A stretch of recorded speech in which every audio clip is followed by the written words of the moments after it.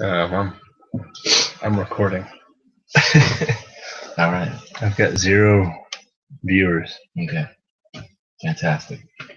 So let's go. So right now I'm just recording for our YouTube channel. Right now, on there. Yeah. You ready? Yeah. Got your headphones in?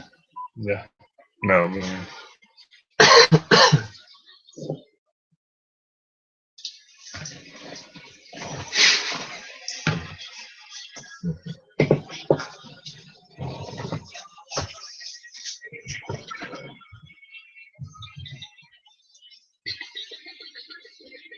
oh fuck.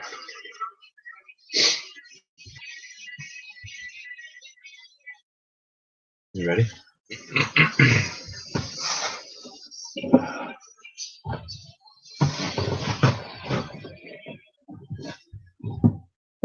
What's up, everyone? Welcome to the Spearhead Transmission. It's February 23rd, 2016. It's time to break those chains and water that tree.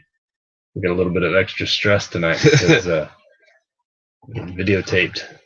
Yeah. You still Quite use a that? bit of You use that word, videotaped? video. I always use I do it, too. especially Like, in my videotape intimate recordings at night. I'll say, why don't you videotape that? Like, there's no taping anymore; it's just video. But anyway, we got 2 feeds. Playing at the same time. I look like a fat mamba in this one. We got good video over here. We've got bad video over here on my computer from the 1980s. So, and I had to close my screen because I got to open up the news articles. They've DDoSed us. It's still going. So basically, what we have going on here is the government's tricked us into videotaping ourselves and sending them a live feed of our podcast.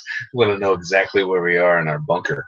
So, as you can see, the studio is not very big because we're not internet millionaires yet, but that's in the About works. to change. These new videotapes. In the works.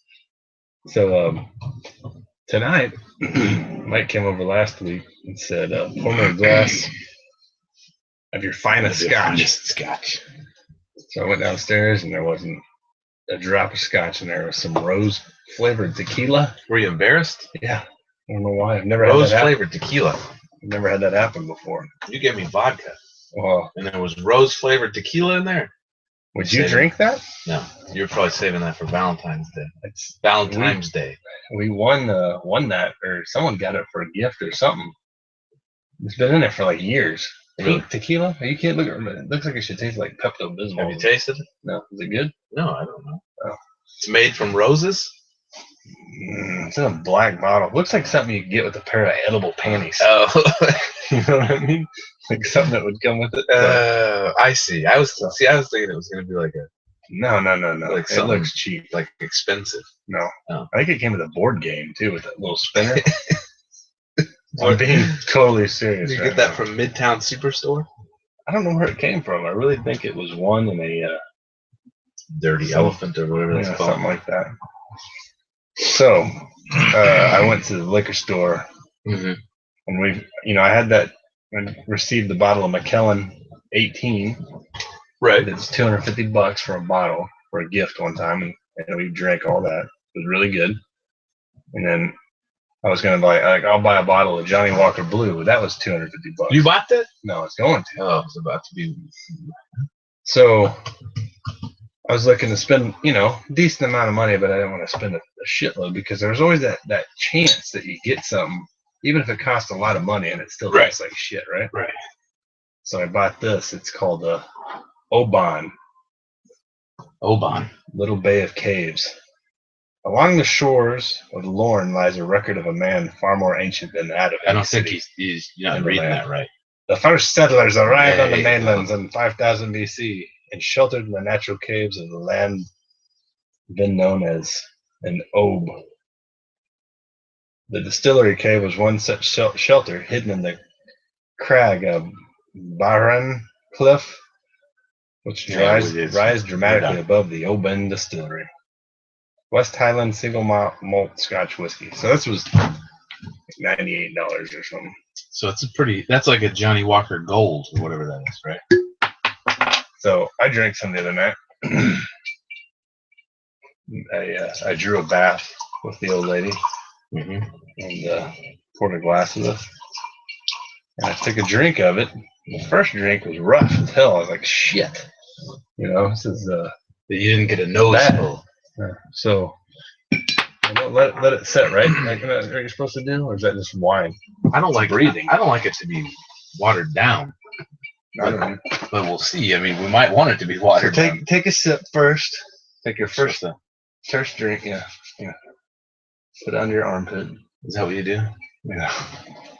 Set it on top of your head. I noticed my nipples look puffy in that one. In that video? Mm-hmm. Oh, you can't even see them in this one. Yeah, that's better. This looks like it's from 2002. Seriously, like what's wrong with this? Yeah. Okay.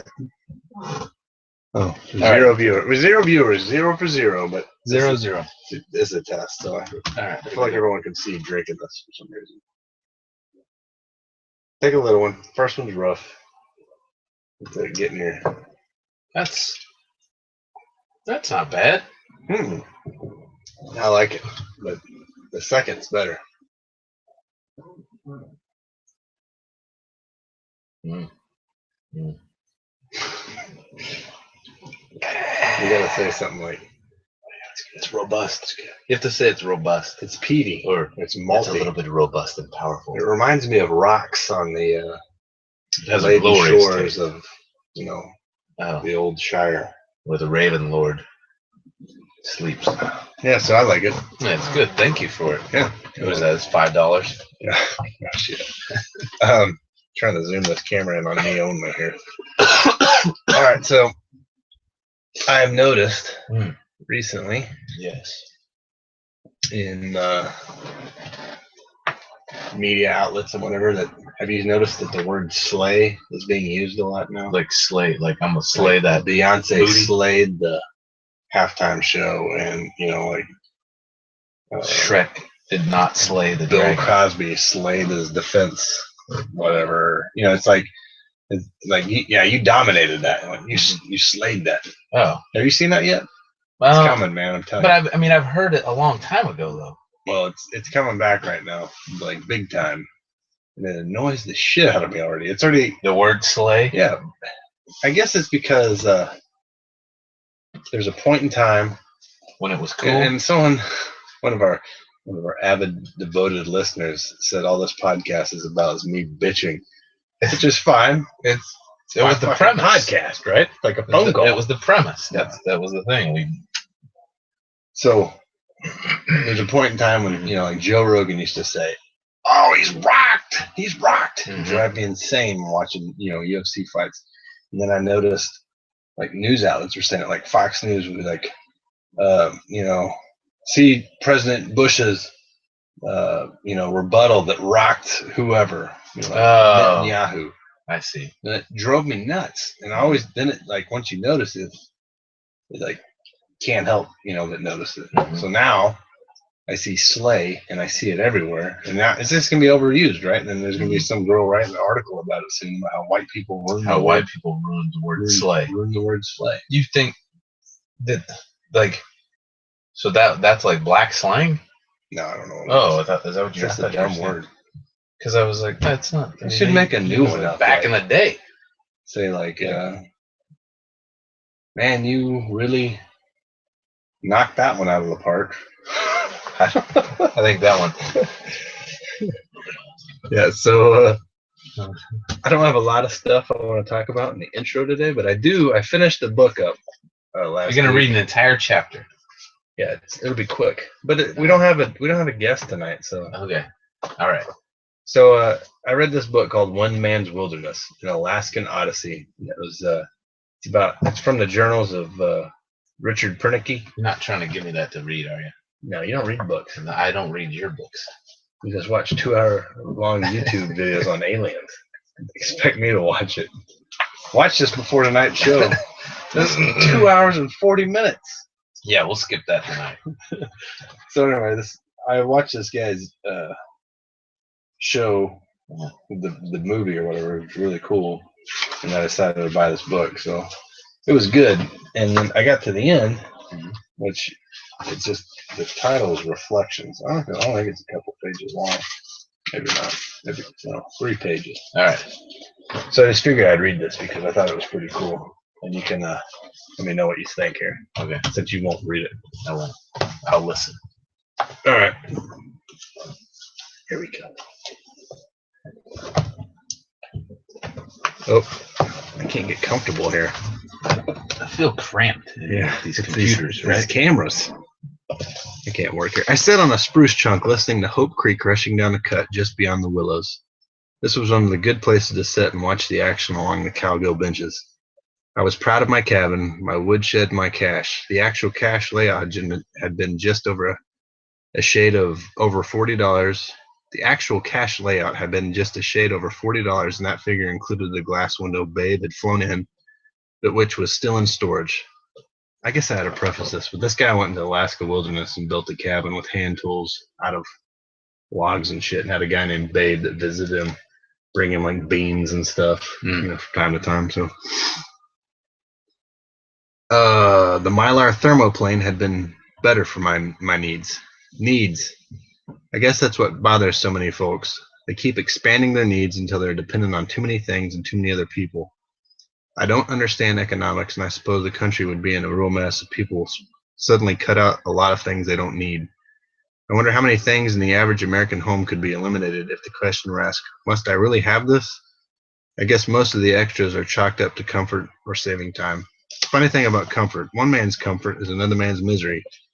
Most people don't work hard enough physically anymore, and comfort's not easy to find. It's surprising how comfortable a hard bunk can be after you come down off a mountain. I've seen grown men pick at food. They can't be hungry in the first place, or maybe their food has been too fancy, and with all the choices they've had, they really don't know what they enjoy anymore. What a man never has, he never misses. I learned something from the big game animals. Their food is pretty much the same from day to day. I don't vary my fare too much either, and I've never felt better in my life. I don't confuse my digestive system. I just season simple food with hunger. Food is fuel, and the best fuel I've found is oatmeal and all the stuff you can mix with it, like raisins and honey and brown sugar, meat and gravy, and sourdough biscuits. Sop up the juices with a kettle of beans you can dip into every day, rice or spuds with fish, and some fresh greens now and then. I enjoy working for my heat.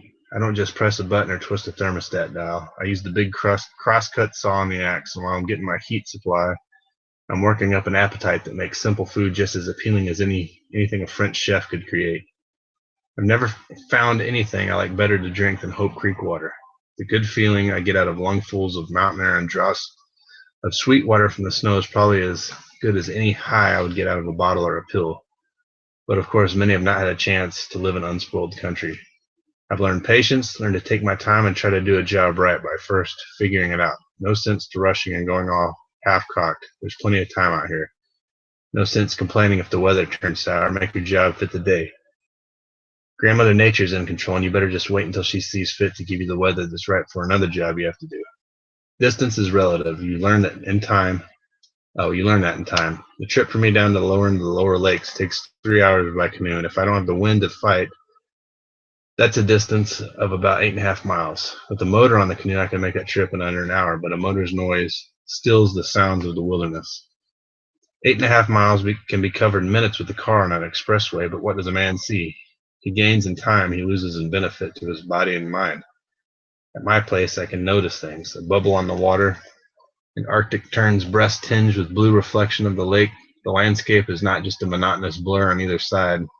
The stroke of a paddle moves you forward about 11 feet. Sometimes I get lost in the rhythm of paddling. I even count strokes it takes me to get to a point of land.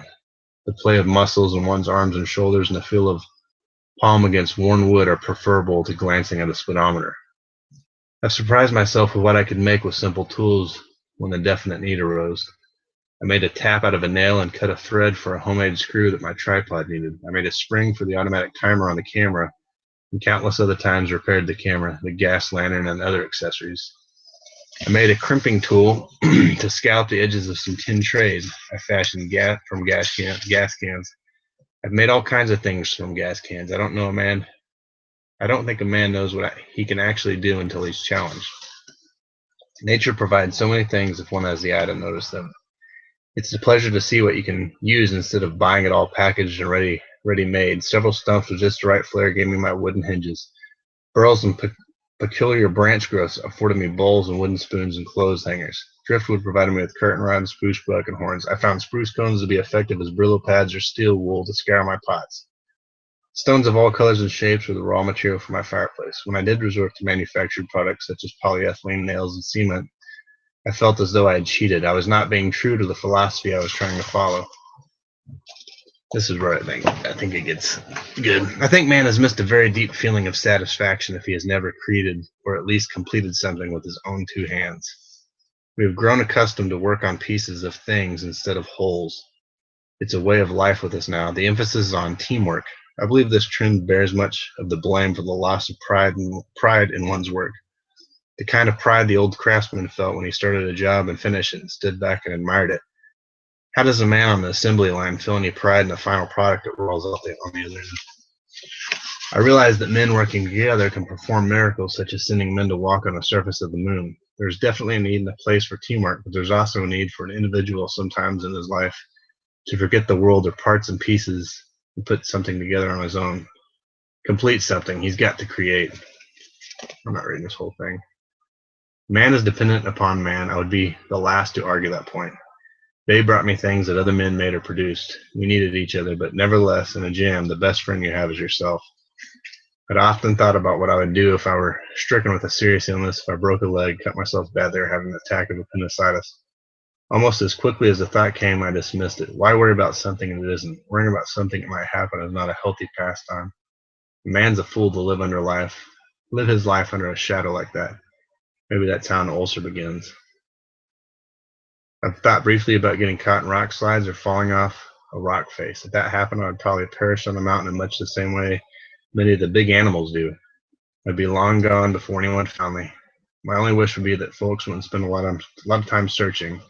When the time comes for a man to look his maker in the eye, where better could a meeting be held than in the wilderness? Anyway, he goes on to say, this is like longer than I was expecting. It take me to read this, but I just like the part about how he says no one's physical anymore. Yeah. And no one like creates stuff. No one does it, and like, have you noticed how schools and everything's focused on the team and, there's no individual anymore. Right. Everything's like, you must rely on your fellow everybody. Yeah. In order to get something done. I mean, even at work. Yeah. Like when you work on stuff, you're on a team, project team, or there's no. I mean, even in college, they teach you to say, you write an email, say, hey, I appreciate you doing that. You say, we appreciate you doing it, or whatever. Well, if you think about it, just think about your workplace, for instance, the team, right? Yeah. Say, for instance, at my workplace, there is a team, but it's actually just a way to get people to work, right? I mean, but everybody doesn't work, right? Right. I mean, you look at my CFO. He's not on a team. He does it all himself. I mean, he just tells you what to do. But are you part of his team, or is he's doing it himself? He's getting it done. I mean, you might be doing some of the work, but really, are you on the team? What I'm trying to say is, like, I took a lot from that, what you read, and some of it, like, yeah, obviously you can't fashion a pen. If you were to say, okay, let me try to recreate this. I don't have a pencil in my hand right now, but like an imaginary pencil that we had, we couldn't recreate it as an individual. Like, it would take you to go out and mine the lead or whatever that is, right? To go out and get the graphite, to be able to tap those rubber trees, to drain the sap, to fashion them to get the metal, to mine the ore, to get the metal, to grow the trees, to cut the trees, to saw the tree. You know what I mean? Yeah. To make that pencil. Yeah, it's not possible, right? Not one man could do all that, right? But you could make a pencil. Yeah. But it just wouldn't look like that one. You know what I mean? Here's one quick other part. It says, right. News never changes much. It's just the same thing happening with different people. I'd rather experience things happening to me than read about them happening to others. I'm my own newspaper and my own radio. I honestly don't believe that man was meant to know everything going on in the world at the same time. The man turns on the TV, and all those commentators bombard him with the local, the national, the international news. The newspapers do the same thing, and the poor guy with all the immediate problems of his own life is burdened with those of the whole world. I don't know what the answer is. In time, man gets used to almost anything, but the problem seems to be that technology is advancing faster than you can adjust to it. I think it's time we started applying the brakes, slowing down our greed, and slowing down the world. It's funny. His journals from like the 70s. Really? Yeah. Can you imagine now? I mean, you can. Yeah. But I mean, in some ways, that's a romantic way to think about things, right? Yeah. You know, I mean, really, it is. It's like that. Have you ever seen that? Oh man, there was a movie in the '80s where this guy takes his family and they go to live in the wilderness. The other side of the mountain? I don't know, maybe. But he goes. Hey, we had one viewer and just lost him with them. I can't see what that says. Anyways, yeah. So it's escapism, is what it is, though. I mean, it's a beautiful thing, and it'd be great if we could do it. But at this point, we can't. I don't know if you can hear us. It says one One viewer. It's probably an on accident viewer. Cheers. Oh, you're cheering me. No, hold on, I do. All right, what's next? What do we got? Children's dreams.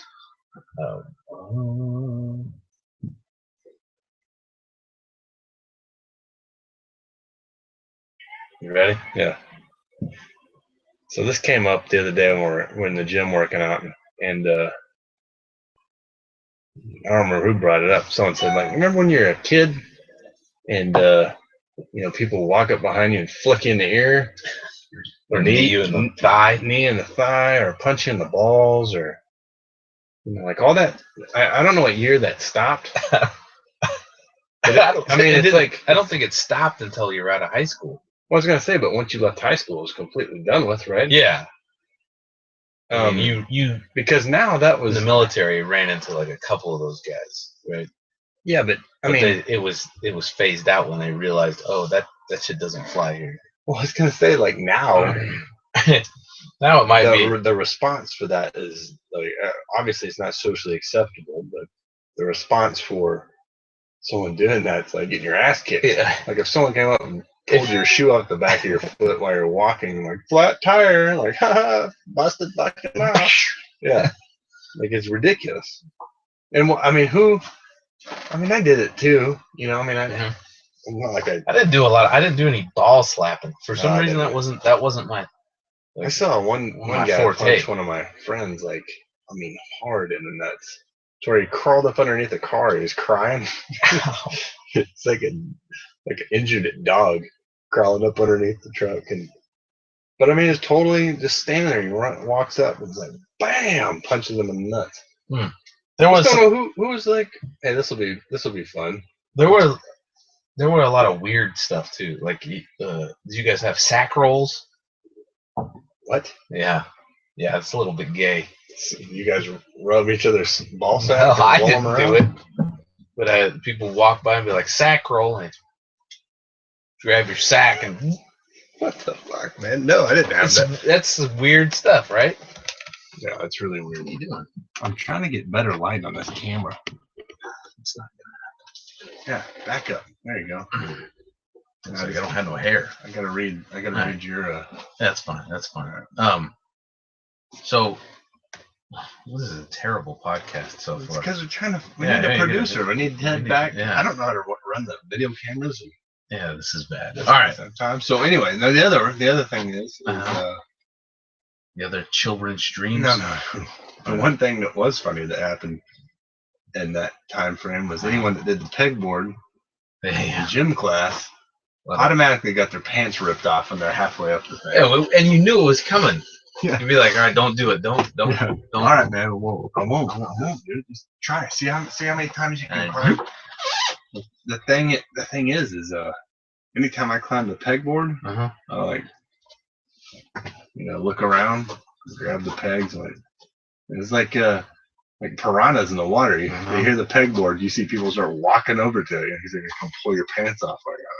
And that was funny though. I mean, that's a good one. But those, and then they're generally during volleyball or basketball, if you jumped up, shorts down, done. Pants getting ripped off is good. But, yeah. I mean, you'd probably still get your ass kicked if you're in, if that happened now, in a meeting now, like, and as you can see, third quarter profits and so on. Up, new pants. What the fuck? You at the gym? Yeah. I don't know. The other thing I thought of this may just be me, but when I was a kid,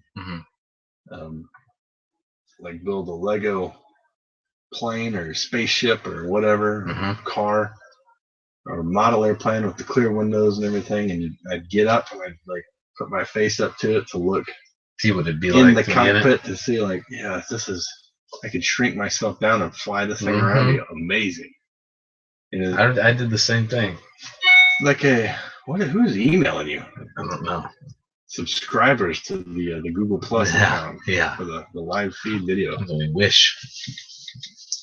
Our content needs to be better here. I just read a book from a fucking old man and talking about getting punched in the nuts and rolling ball sacks. Well, we're about to get better. What? We're about to give every man out there knowledge that he needs. Where'd you find this? To succeed in life. Where'd you find the knowledge? It's the internet? This is an old recipe. This is a recipe that has transcended time. I would give anything for a recipe on how to get rid of this fucking canker sore. I don't know who keeps emailing me. That's you. All right. This is our science segment. We had 2 viewers. Science segment for the week. Are you ready? They're probably just maybe. Well, we're about to instill some knowledge on them. Upset with the quality.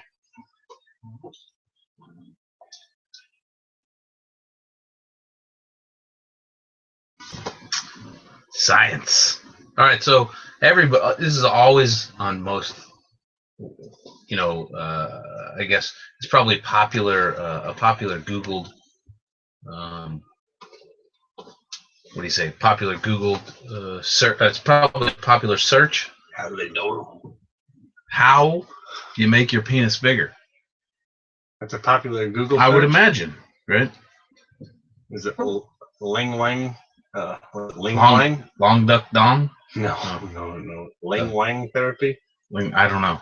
What's this? No, so it's just a recipe. It's a simple recipe. Simple recipe. It's you need 3 crushed cloves of garlic. Any shaving razor, shaving cream, and 1 loofah. Stop looking at yourself. All right.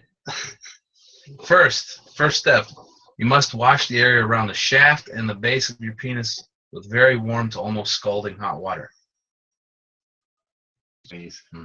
Apply the shaving cream liberally to the area. If you become slightly aroused, this is not a problem and is to be expected. 3. Apply the shaving towel to effectively and remove from the aforementioned area. 4. Once all hair is removed, it is imperative to quickly utilize the loofah to scrub and exfoliate the area. Sound legitimate so far? That sounds like, how do you get your breasts to grow? Well, this is probably the case. About the nipples and everything, like this, Jerky boys. Beat them amongst my face and chest. No, the lady's like, oh, is he gonna beat me about the breasts? That's it. Yeah. This is the most important step in the growth process. You must now rinse the shaft and base with very warm water and immediately apply the crushed garlic cloves, really working them into the area. Leave the garlic on for at least 2 minutes. Rinse thoroughly and enjoy the rest of your days. This process will work for women if they would like to make their vagina much bigger. What the fuck's rubbing garlic on your dong gonna do? Probably light it on fire after you've shaved it. I had garlic for dinner tonight, basically. This came from this is an old infantryman's tactic. This is this straight from the most wise Sergeant McCabe, right? His name Can he was from Colombia. This can I these gotta people stop hear this. us? Yeah, I don't know. No, they just watch it. Can't hear. Yes, a Panamanian or Colombian infantryman.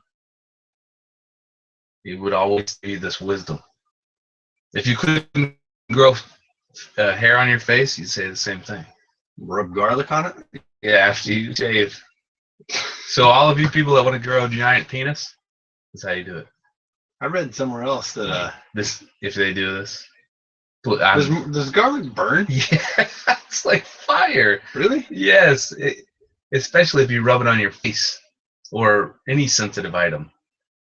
I never knew that it burned. Yes. I just knew it stunk. No, it And burns. you can't get it off unless you. Like I know you're supposed to wash your hands on the back of the sink, right? Rub your hands on. No, you ever heard that? No, see, that's probably the same Onions. thing. It's probably the same guy. Rubbing your dong on the kitchen sink faucet. That's ridiculous. You ruined it by telling that people that it's not legit. Well, I don't want anybody to be on fire. It'd be better if people reported like, I tried that, it didn't work. So Well, maybe it will work. I don't know if it works. I don't need to know. I'm good to go. I would never try this. anything that rubs garlic, I mean, might as well be eating shark fins or whatever the Chinese Yeah. do. Deer antlers, powdered deer antlers. What are we up to? I can't see that. Computer's fried, so it's like got everything highlighted. See how it's blue? This in the one's had corner? a 0. No. Well, that's because no one knows about that account. Oh, that's right. That's right. All right. That's got 5 now, maybe.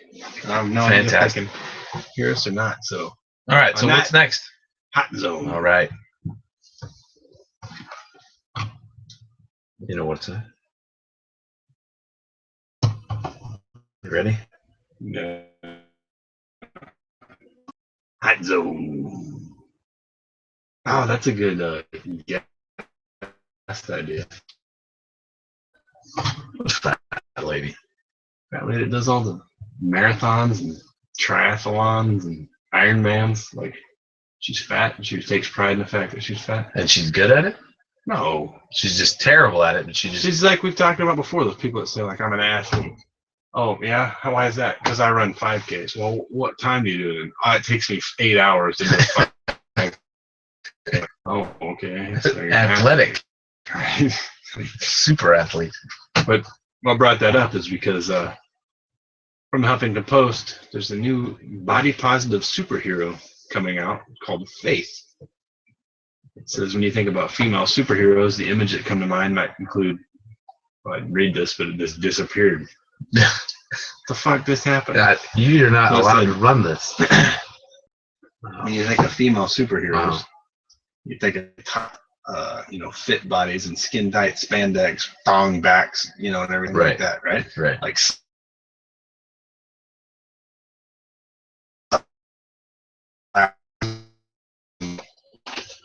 female superhero comics out there.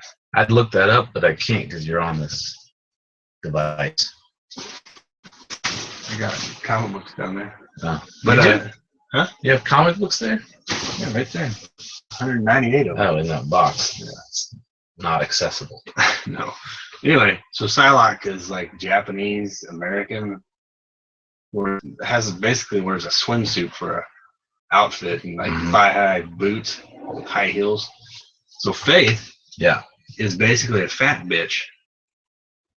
When you think about female superheroes, the image that comes to mind might include tight stomachs, skin-tight bodysuits, and hourglass measurements. But Faith Herbert, the flying telekinetic subject of a new comic book from Valiant, doesn't meet any of those. How does this make you a superhero? Number one, just because you can fly, or you have telekinesis? Doesn't telekinesis and flying, isn't it the same? I mean, if you had telekinesis, you could fly. Is that not right? Or what is telekinesis? That means you get to move Mind things reading? with your mind, right? Like Professor X. No. Well, then I don't know what I'm talking about. Faith is fat, plain and simple. Unlike other women typically seen in comics, she has a round tummy, a flowing costume, and a pear shape. But the revolutionary part of her character is that you can see her body for yourself. It's not described in words. No ink in the comic book's pages is devoted to discussing or shaming Faith's body, but rather it's projected in stunning visuals. So, like, look at these. Where's the picture? That's terrible. Listen, actually, telekinesis is the same as you flying. So you get this big, overweight woman flying around, reading minds or whatever, moving shit with her mind. Yeah, she and can't that's read a it. superhero. So that's the new. She doesn't have to be athletic. She moved her body with her mind. She would, huh? Who cares about all? The whole agenda behind this is the fact that they want I to get push. it. This is normal. I This get is it. what's normal. It's okay. She's beautiful. And like You you and gotta I are the accept first her. people to say, like, I don't care if a girl's super skinny. Right. Women have curves, but women seem to take that, or some I should say, seem to Liberally. take that as a like, okay, well, I can weigh 400 pounds, and And lose cheeseburgers under my breasts. yeah, curves are beautiful. Like, yeah, they are, but not 400 pounders. I can grow into the couch. So what this tells me is that, like, instead of instilling, like, oh yeah, it's probably a good idea to eat healthy and not have a heart attack when you're 30 or whatever. It's fine, everyone's fat. Just deal with it. That's a beautiful body. Yeah. Like, so. No, I mean, no. I think I think you're right. What's your problem? I think you're right. I think what's going on. Yeah. Pissed you off? I think you're right. What I think the deal is that what the justification of it will be is that to young kids who are fat. Yeah. Right. And then we don't want them to feel bad about themselves. Maybe we'll give them a positive side. But then it just gives them false hope to become a telekinetic. I'm fat, but I get a telekinesis. All right, what's next? They give them false hope for that. I think it gives them. Like, what's the point in working hard in life or whatever? And you can be. I guess you could be. I should say you can be fat if you want. I don't get it. You can become a fat superhero comic book. I don't know what the point of me reading this was. More than 100 dismembered bodies found in Colombian prison drain pipes. What was it? I mean, I read it. I guess they're chopping people up in Colombia and throwing them in a toilet. Yeah, people that are visiting the prison. Yeah, dude. So you did read this, right? Yeah, I read it. Like, I didn't understand. Like, so if you just head down there, they're like, wow, prisons are overpopulated. We're gonna chop you up. Yeah. Oh, you're just here for a tour? Well, sorry. So, dismembered bodies found between 1999 and 2001. No, that the bodies appeared to have been dismembered between 1999 and 2001 are reportedly described as recluses, visitors, persons from outside the prisons whose remains were thrown in the sewage ducts. Wait a minute. So recluses, people that just didn't, like, that lived out in the woods, they're like, we found this guy, let's chop him up. I don't know, man. I didn't understand this story. Who's running the sewer system in Colombia? Like, yeah. I know, like, if it works pretty good if they can throw whole bodies in there. If I there ain't any clogs today. If I were to think of being corrupt, get Julio out of there. Top of the list. Like, as soon as you enter the airport, you got one of those little mustaches, like in silver reflective glasses. Like a commando. Yeah. So, like, it's not like real surprising that something like that's happening in a prison, but it's crazy to me. I mean, 100 bodies. Mm-hmm. Another thing is, if this happened between 1999 and 2001, why are we just not hearing about it? I don't know. It says it was discovered Wednesday. Really? Are they not rotten? Like, the shit not rotten? Not in Colombia, I guess. It's because people eat so many preservatives in their lunch meats. You think so? I've heard that. I've heard that lunch meats make your body, after you die, not decompose as fast. Because of all the all right, then. Right? Shit. You don't believe me. I don't believe you. Hey, what are you trying to do? I'm trying to get out of that. Okay. You want next? Yeah. I think you missed it. No. Yeah, you missed it. This podcast is fucking horrible. It's because you want to be on TV. So this is from local news. Mm-hmm. Once this gets done loading, so there's a I can't read it. Can you not read that? Oh, this is a good one. I tried to get Ziva on the show. Oh, that says 0. I thought that said 4. So we got nothing. Got nothing on there. Yeah, so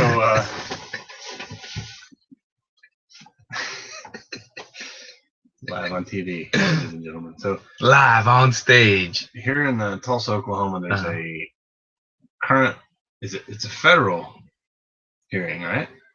Yeah, I believe so. So the sheriff of Tulsa County, Sheriff Stanley Glenn. is under investigation, being charged with a couple misdemeanors. Mm-hmm. And during this trial, they were talking to this jailer that used to work in the Tulsa County Jail, which is run by the Tulsa County Sheriff, about how he supposedly raped a 17-year-old girl. And when you read the whole thing, like they asked him if he raped them, and he pled the Fifth Amendment. No, to every question that was asked. Did you have asked. oral sex? Did you fondle her? All of them. So what was bad about this or whatever was the fact that underage females in the the jail were held in the area by the infirmary or whatever you want to call it, and there was limited cameras in those areas, so that there were a lot of dead spaces where people would get away with whatever. No one could see it. No one could see the cameras. And this guy, supposedly raped this girl. Well, she brought charges. Brought it up afterwards, and it was he resigned. He was forced to resign, I think, from his position, and left. Now he lives in Ohio or some shit like that. But now, however many years later, I'm not sure when this occurred, they're bringing it. He was investigated the first time in 2012. She's like 22 now, so 5 years ago, right? Yeah. 4 or 5 years ago. So he's asked to leave. Doesn't work in the prison anymore. Just asked to leave. The DA decides not to press charges. Well, of course. And it's just swept under the table. So, I mean, what other job do you know that you can rape women on the job that are in your care and custody, and then when you get find out about it, you know what, guys, I'm gonna step on out of here. Yeah. I'm just gonna quit, and well, I'll see you guys later. I mean, really, none. That lawyer brings up a good point, because he says, this could be your daughter, your mom, your grandma. This could be anybody. Just because it happened to someone, and they tried to the defense tried to bring up the fact that the girl's past criminal history, it's got nothing to do with anything, right? No. She could be a murderer. Doesn't mean that she should be raped. Yeah, in a prison while you're, and another thing that got me is a girl that I'm friends with on Facebook that actually my brother used to date a long time ago. She posted something on there that said it was one of the memories. Remember, it's from 2 years ago or whatever. Right. And it said, just getting out of jail. And she's like Charlie Church. I think she cusses. So I messaged her and I was like, what happened? Why'd you go to jail? So she got pulled over in Fort Smith, and somehow there was a mix-up with her driver's license number in Tulsa County, to where she had a warrant for her arrest and some other thing. It was a complete mix-up. They arrested her, told her that if she didn't have someone that was able to come pick up her kid right then, that they would take the kid in the DHS custody. So they arrest her, take her downtown. They finally figure out it's a mistake, and they let her go, right? Right. But what's scary about that, and what it made me think about, was jail is you could be arrested, and I could sit there and say that's bullshit. It didn't happen like that. That he didn't do it, and you'll be in jail because someone said you belong in there, right? And there's no getting out of it. It's not like you can go up there and be like, look, man, he was over here. You got to go through jump through all these hoops. I mean, it's kind of scary when you think about it. And then another thing, if you think about it, is if someone just decides like now that something's illegal and throw you in there for something that's, oh, it's illegal now. You know, it's illegal to, you know, like everyone wants to say now, like, oh, you know, Muslims are just are attacking the country, so it's illegal to be a Muslim. So we'll start arresting people. I mean, it's scary. Well, I mean, think about even if it's on a minute scale, right? Like, all right, let's say we scale everything back. But so let's say you got 5 speeding tickets, right? Yeah. And you didn't show up to court. 5 speeding tickets and you didn't show up to court. All right. And all of a sudden then now there's a warrant for your arrest, right? When there's a warrant for your arrest and you're going to go to jail. You're going to go to jail for that, right? You're going to spend time in there because what? Are you dangerous to society? Is that what's going on? Or is it you owe the state money? I tell you what, Why are you in jail? And then whenever you do get there, what happens to you? You don't know. I mean, just like you said, the anything thing could is happen. like, yeah, you've got a group of people that outnumber you that are forcing their idea of law. You know what I mean? And we talked about this a little last week. Like, there's so say they make it illegal to grow your hair out real long. My hair is 3 feet long, and you know the punishment that's 30 days in jail or whatever. You know, only reason I'm there is because someone else thinks it's wrong. Right. You know what I mean? Like someone else, like maybe I don't think that's wrong. Maybe I can grow my hair out 4 feet. Doesn't matter. That's my idea of life. Why are you? And, you know, of course, this. If You're much more susceptible to fleas or whatever, lice. Fleas. This is just ignoring the fact that there's murder and rape or whatever. Rape, like jailers do to 17-year-old girls in their care. That should be punished, obviously, but those are crimes where there's a victim, there's someone that's rights are violated or whatever. That's their natural right. Yeah. But the whole idea of like going to jail is scary because, and that one, a real close friend of mine, he's actually family. He had to go to jail for some time. And he told me, and it was just for drunk driving. I think. Drunk driving or something. I don't know. It wasn't really a big deal. He had to do it on the weekends. Like he was free during the week, went in jail on the weekends. And he's like, man, it's real like eye-opener when they lock that cell because you're locked in there. Someone else has control over you, over everything you do at that point. Like it's kind of freaky. Yeah. And then obviously when you got top class, cream of the crop guys working in there, raping the shit out of people and fucking the other day they just had trusted officials, elected officials or trusted officials, government officials in there raping the shit out of you. Well, they had trusted officials today. They got busted for sneaking in contraband to a prison down in Clinton County. Oh, really? Yeah. Well, like cell phones and chewing tobacco and stuff. But like, yeah, man, I'm in charge, so I can do whatever I want. Yeah. The same one? Okay. This one's for you. Don't you have a Fitbit? I don't. Not anymore. I did. Fitbit? Yeah. And I found a story of that Fitbits when we were in that running gather, and you said your heart rate was like 820 beats a minute at one point, and then the next time you checked it, it didn't work. So your heart was not blew up. I'm dead. So this says fitness tracker data can be used in court cases.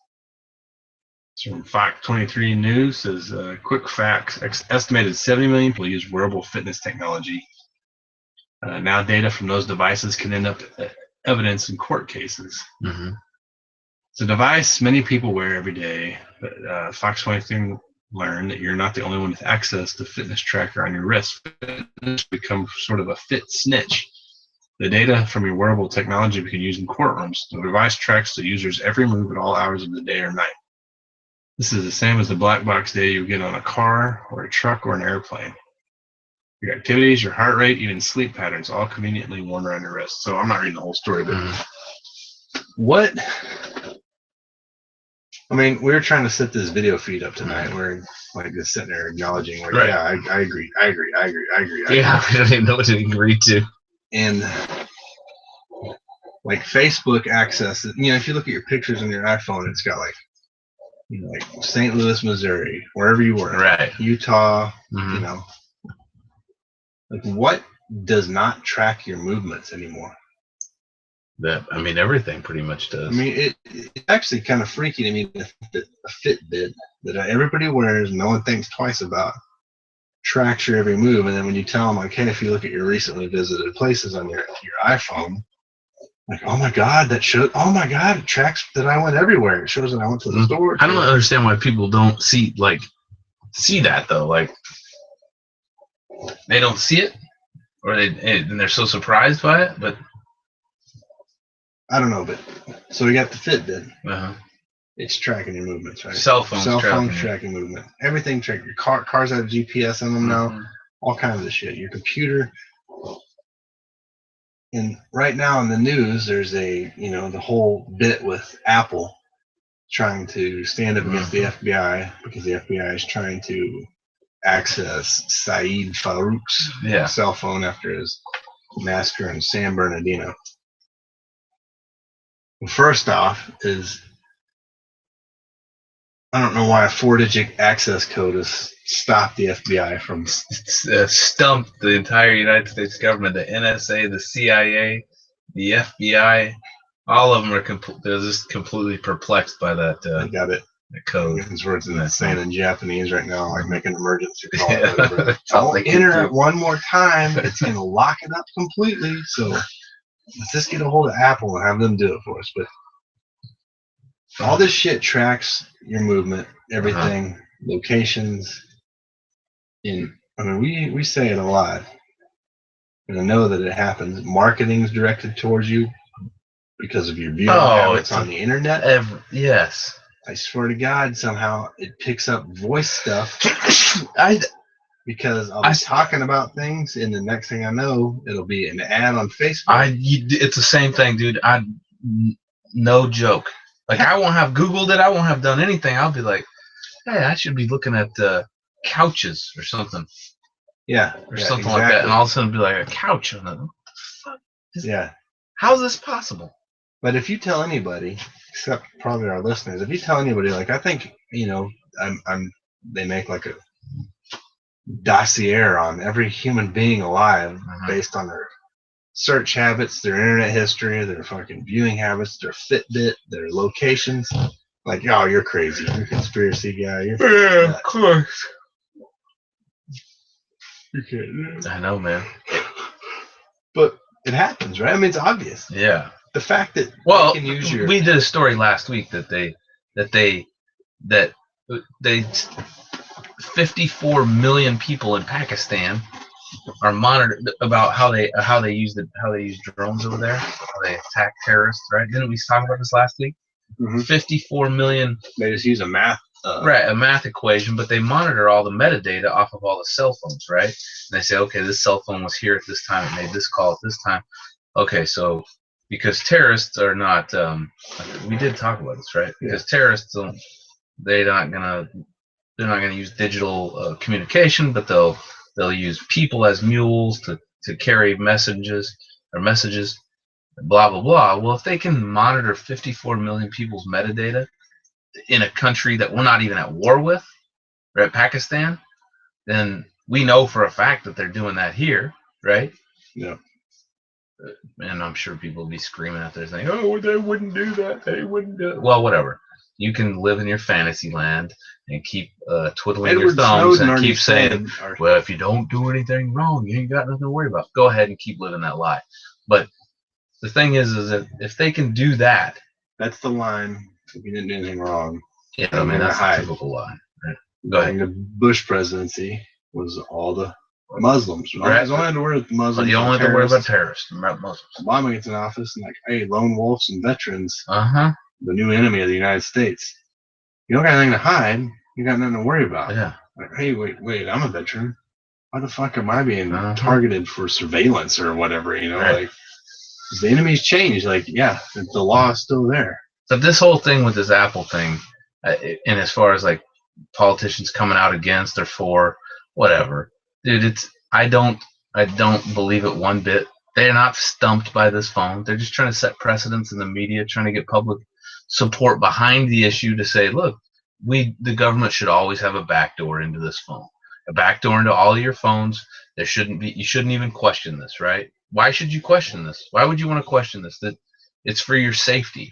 It's just like the TSA. Why do you need to be searched and groped at the airport? Well, it's for your safety. Just like your phone needs to be able to be backdoored, which that could be a site, backdoor phone. But it needs to have that surveillance, and you should just accept it. But they can't do that right away, right? Like, well, because think about it for a minute. If Apple were to just bend over and said, "Yep, go ahead," people be flipping out. We'd be flipping out. Everybody'd be flipping out, right? So they got to set it up. It's going to happen slowly, just like it happened during the Bush administration. Just like you said, it was slow, and they kept telling, "Oh, we didn't warrantless searches, blah blah blah." Warrantless wiretapping, right? All that stuff, no big deal. Man, we knew that this stuff was going on before that. Now it's common, right? What's your passcode? You don't have anything behind them. So, no, I get what you're saying, but it's crazy to me that people think that that's What? not going to happen here. Like, oh, they're only going to use it on enemies of the state or whatever. But like, define that term. Like, what's an enemy of the state? Exactly. Who's the enemy of the state?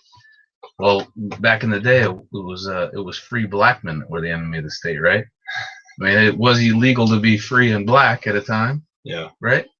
So, I'll use that all day long because people say, "Wow, we've come so much further in today's society." Bullshit. It doesn't. It's just now it's focused in a different direction. So that kind of that whole ordeal brings me up to this other thing. So on Netflix, there's that show called Cartel Land. Yeah. And it talks about how cartels have taken over the Mexican, government in this town called Michoacan. I can't pronounce it. When the people stand up, Michoacan. Yeah. People stand up after they follow this leader. That's brother was killed. He's a doctor, and they all take up arms to fight back against the cartels. And then people start saying, "Well, the cartels are backed by the government. The Mexican military is dirty. The Mexican police are dirty. The only people we can trust are the people in these towns to take back, things from the Knights Templar cartel and all this." And it kind of goes back and forth, and it goes to where there's some guys are Minutemen on the Arizona border fighting cartels from the American side. And all these guys are arming up. They have these guns illegally because it's illegal to own unlicensed, unpermitted weapons in Mexico. So they get all these weapons illegally to fight these cartels. Well, you go to anyone in America and you say, like, "Yeah, did you see that? Oh, that's horrible. Those people, they really need to stand up. They need those weapons to fight back. Fight back against the government, fight back against the cartels because it's so, so corrupt and everything down there." And, it's just a really sad story. And like, well, so how are the government's involved in it? Oh, well, it's all part of the money and the drug trade and all this stuff, power, control of the Mexican government. And, it's all tied in the cartels. And then if you're to say, like, "Yeah, man, that's crazy because the same shit happens here," like, what? They'd lose their damn minds. What? That would never happen here. Like, why not? Yeah. Because you've crossed an imaginary line. And the people are so different.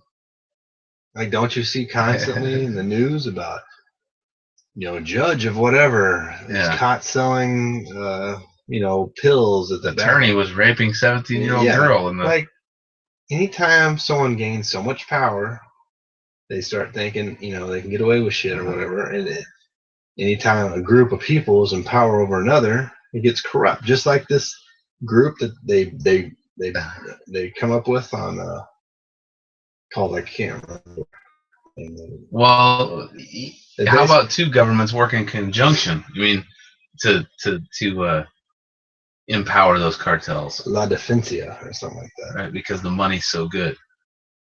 So America and Mexico, the United States and Mexico, you think that there's a real war on drugs? Oh man, you know what I mean? It's one of those things that it's absolutely ridiculous to think that that's the true case. A real war on drugs. All it is just keeping it illegal because it's so profitable. How Well- many people would lose their jobs if how many people would lose their current jobs if there was no more illegal substances? Oh, a lot. Yeah, you would have. And how many people would get out of jail?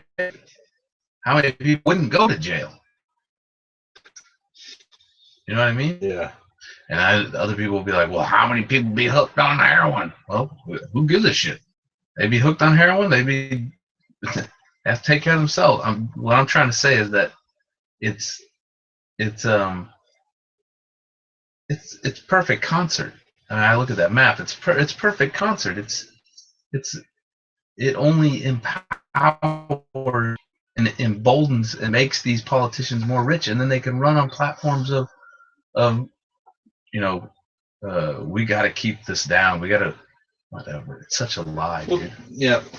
I mean, beyond all that, Mm-hmm. this group, Auto Defensia or whatever, which is Mhm. the group of the people that try to take back their country or their towns, they get so powerful. When I was watching the movie, they're like running these houses, pulling these people out with absolutely no like any kind of evidence that someone's in a cartel other than saying like, oh, you're in a white car. This guy was in a white car. But you're obviously Knights Templar or whatever. Oh, it's vigilante groups. Yeah. Mhm. So I was like, this is all you guys are is becoming what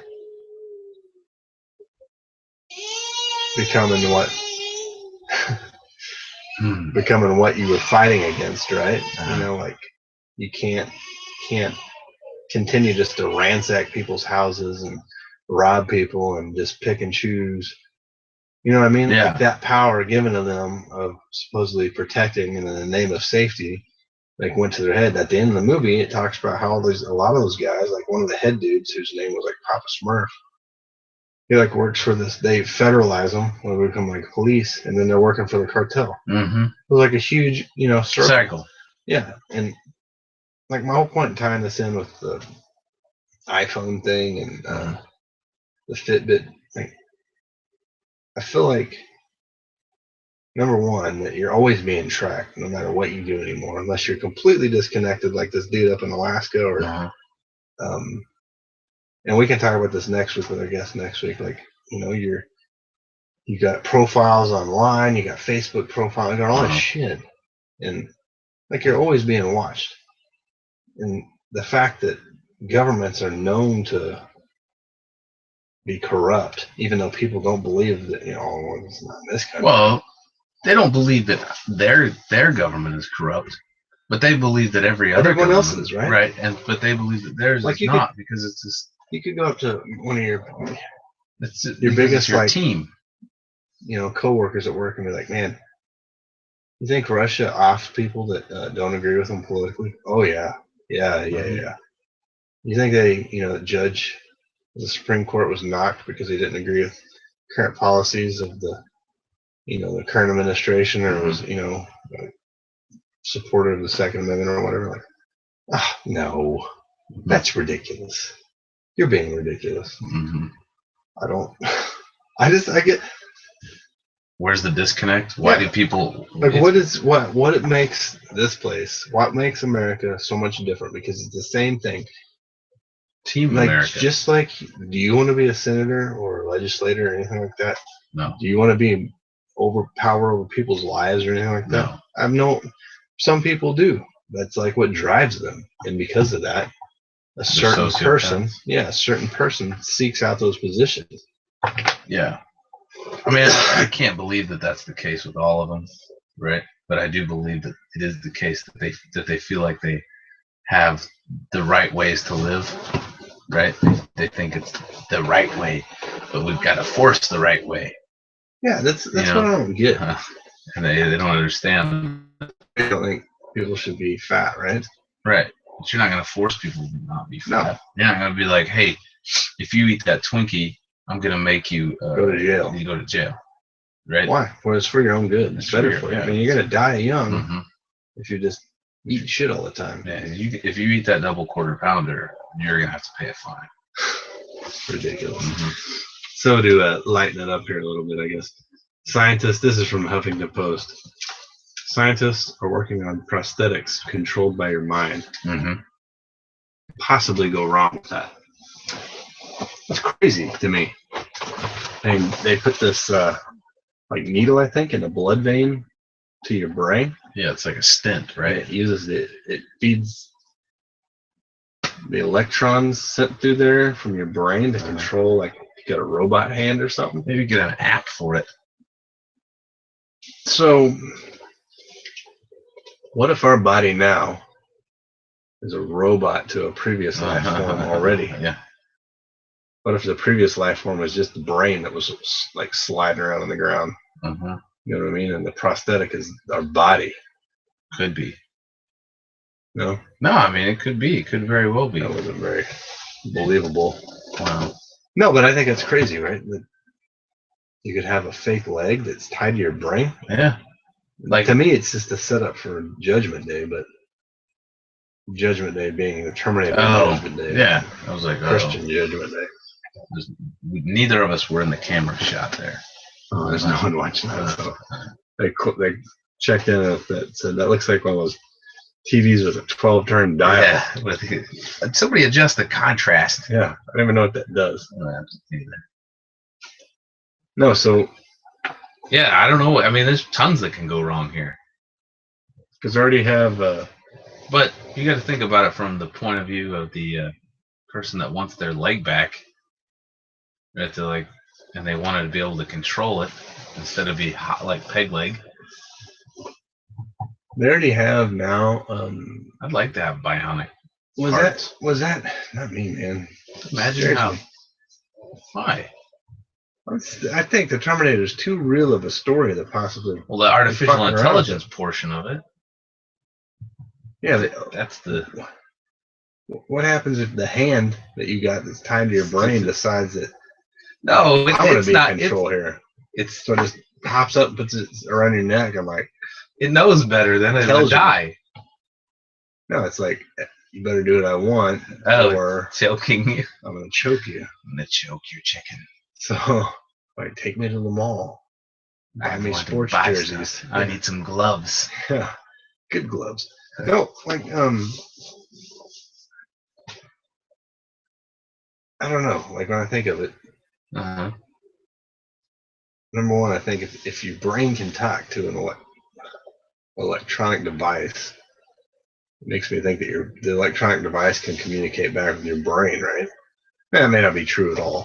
Well, But the no, that is true whenever you say it like that, because our nervous system is electric, right? Like, so your brain does communicate all the nerves and into your finger, and then those nerves then communicate back. And that's ultimately what it's going for, right? Is that so that you have sensation and touch in that, so they're going to want it to transmit back. You're right. They're going to want it to be like, okay, whenever you if you have a bionic arm, you go to pick up this bottle, they don't want you to be like, Yeah. you just need to know when you have it. So you can be like, oh, instead of visually know it, you know. So, was that in that report last week that said those drones that were attacking those Algorithms, people, yeah. was it autonomous? Or was it still like- They're unmanned, yeah. So they just fly But they're- around and they use math. But man, I just shake my head because I'm like, you guys got to watch more movies from the fucking 80s because It's this just isn't like the right way to be it's going. just like a horror movie where it's like, come on, man, you've seen this 100,000 Yeah. times in every other movie. Why are you running and falling down? Just slow down a little. Why are Stop we- looking backwards and just haul ass. Why are we like- weaponizing machines Uh-huh. and then allowing them to be autonomous without human interaction and giving them life or death decisions? Are you sure about that?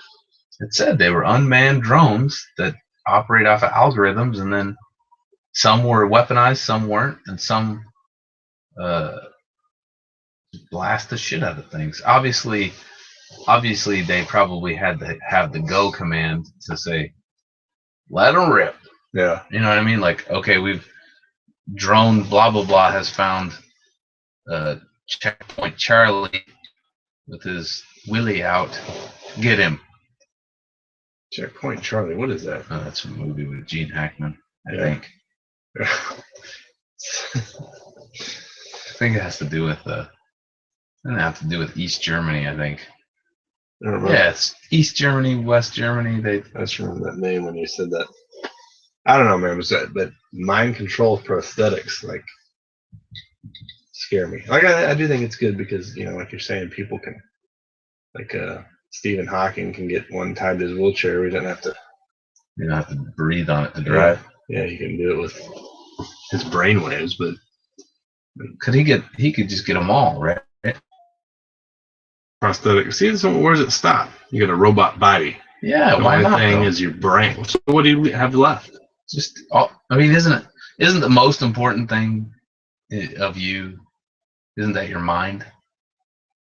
Man, I know it's metaphysical what I'm getting to, but isn't it your mind? Isn't that really? I mean, but that's the difference. That's where all that transhumanism stuff comes into play. And then they say, hey, we're gonna, we're just gonna upload you into the computer and you'll be immortal. Sorry. And Yeah, you're no. distracted. So is Do they that have gonna? viewers? No, we got nothing. Is it gonna automatically load that to Yep. RedTube? Red. There's nothing going on in here that needs to be on RedTube. All right. This is gonna be horrible because I've been sitting out of the camera for like the last 20 minutes. All right, man. Let's go to it. No, wait. All right, man. We're not done though, right? That's what? Wasn't that the idea? The whole idea of Transhumanism? That Yeah. the brain's the. I mean, the mind is the most important thing, not just the brain. Yeah, but where's the mind rest? That's the tricky part. Isn't that really the whole? Is the mind? Is it just the numbers and the equations that go on inside, and that's all it is? Is that it's just this big historical loop that plays, or is it? Is there more to it? Yeah. But that's where it's late. That's where it's leading. I mean, So say Stephen Hawking wanted to get a prosthetic body. right? Like, Is he Stephen Hawking anymore? Is he like DM Industries 1000? he's the Ed 2.0. You know what I mean, though? It's not him. Like, if I had all my legs and arms blown off, Mm-hmm. and I got prosthetic arms and legs, Yeah, it's still him. I mean, that would be. I would say that's still me. But if you have what is it? Your heart that keeps you? Is that what makes you you? so, say I got rid of my heart and got that turban thing that we talked about on the previous podcast. Or just So you don't have to keep your legs and arms alive anymore, right? Like, no blood has to get to them. No. The only thing you have to keep alive is your organs. So you're basically just a poop machine with a you hand. just have to be able to keep your head alive. Well, the rest of it too. Like if your organs shut down, then right? Yeah. Well, however your head stays, because your head can. Well, that's tricky, right? Like if your liver quits functioning, Then your head won't work. yeah.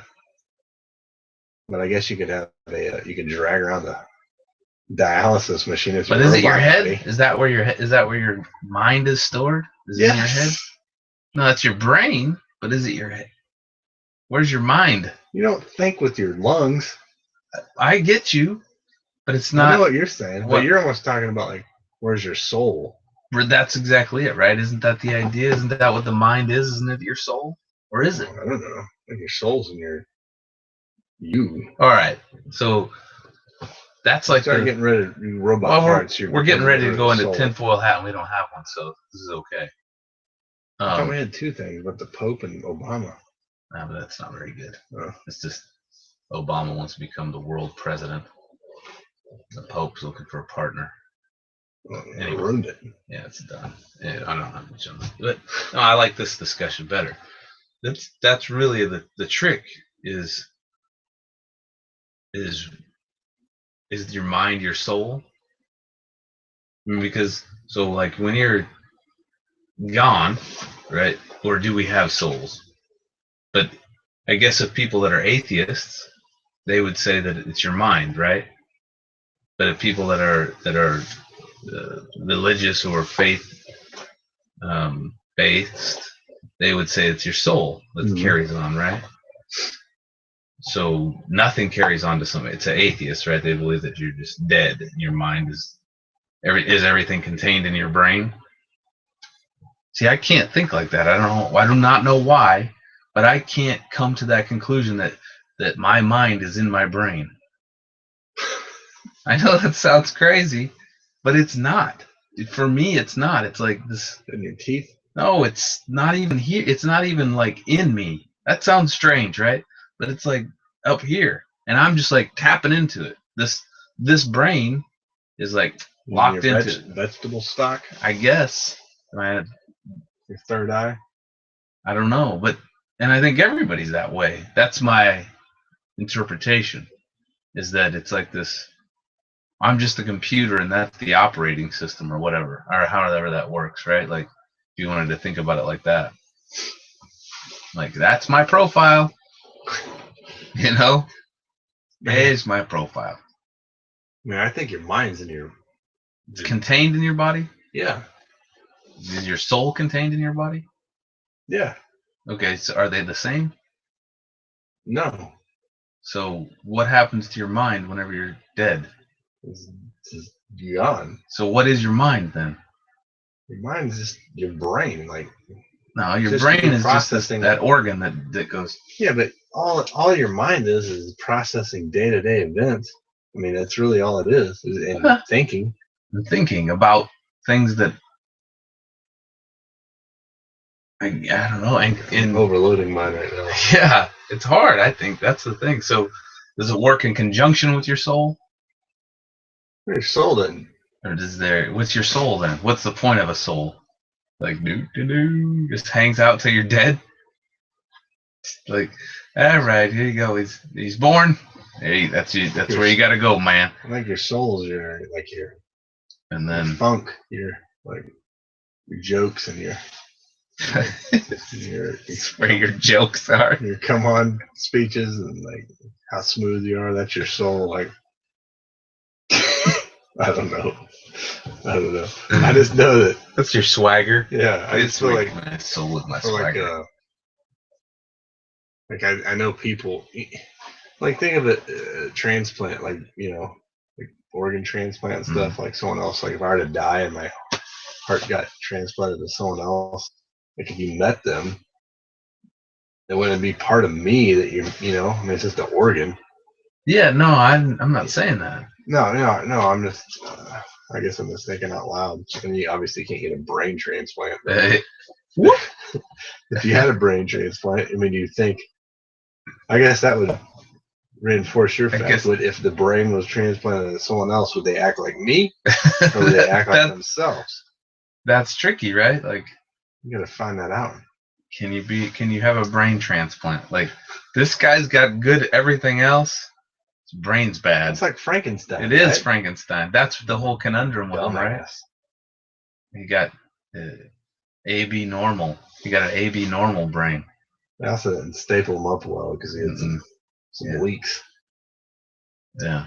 So Frankenstein is basically a picture of what happens when you transplant someone else's brain into another person's soul. Yeah, but was Frankenstein bad or good? He wanted to be good. But he's stuck in the other person's soul, so he was bad, right? I don't think he was bad. Like, I think he was just misunderstood.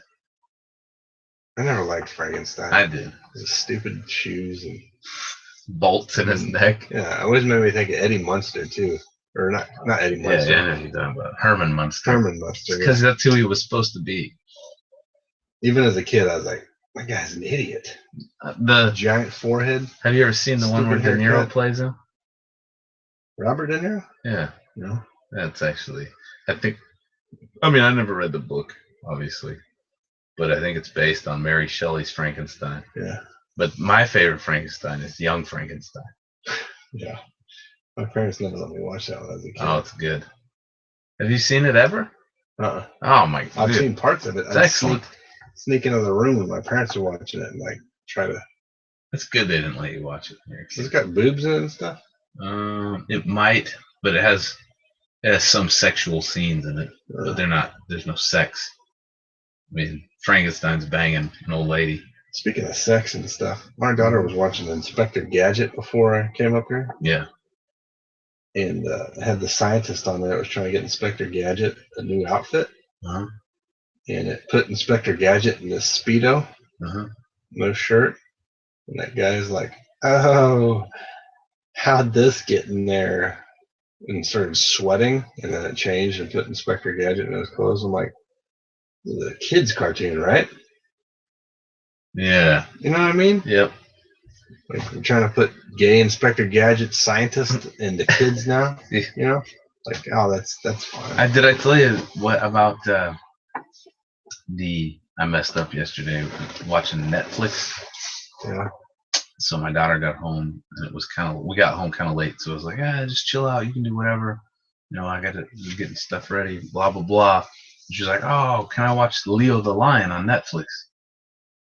I was like, sure. So it was on. Dude, well, all about a vegetarian lion. Oh yeah.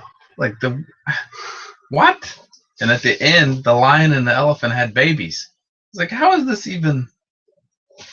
What is this? Why does everything have to have an agenda anymore? Behind it? Like, Why can't just a kid's what cartoon. was the agenda behind Predator when we were growing up? Nothing. No. Don't.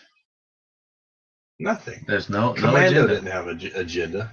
Big Trouble in Little China didn't have an agenda. But now, like every movie you go to, has got some fucking include everyone. Yeah, Everyone's included. Everyone's a winner. it's do rights, Bullshit. right? It's a bunch of do rights.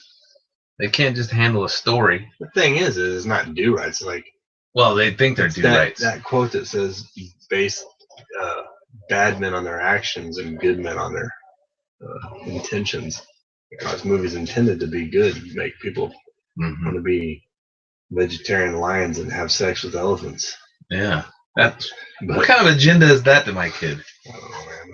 Stuff like makes you feel like crazy if you want not want your kids to go to public school and not watch TV. But it's like you sit there and see this shit. And then I remember stuff growing up where I told my parents, like, you know, today at school we learned this. And my dad, what? Why the hell are you learning about that? Like, Mm-hmm.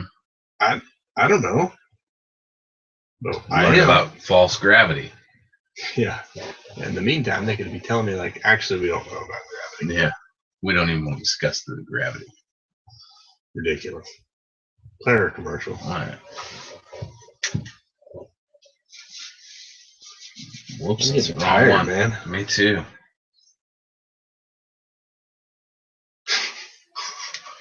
What's your password? 1208.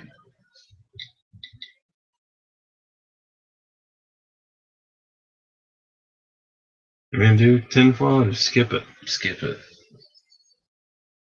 Do Ode to Women and then How to Lock Down Some Poontang. You ready? Yeah. Whoa. All right. So Ode to Women. Uh-huh.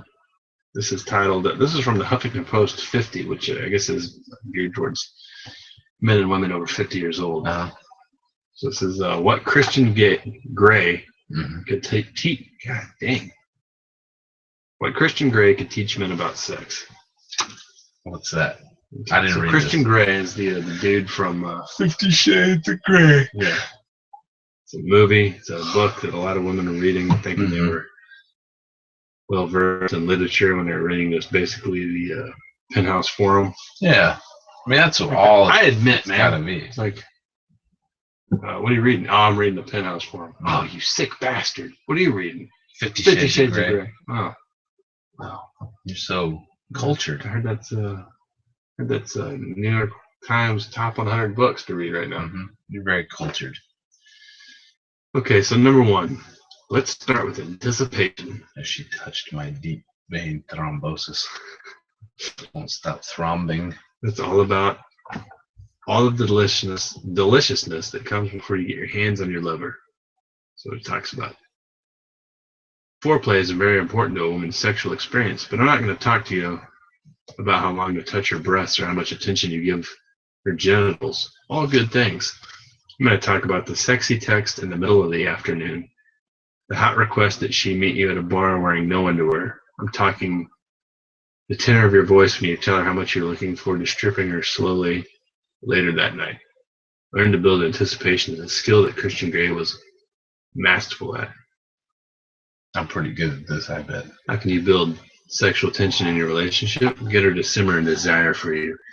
An improper sentence. Learning to build anticipation is a skill that Christian Grey was masterful at. Ending in a preposition. Yeah. Is at a preposition?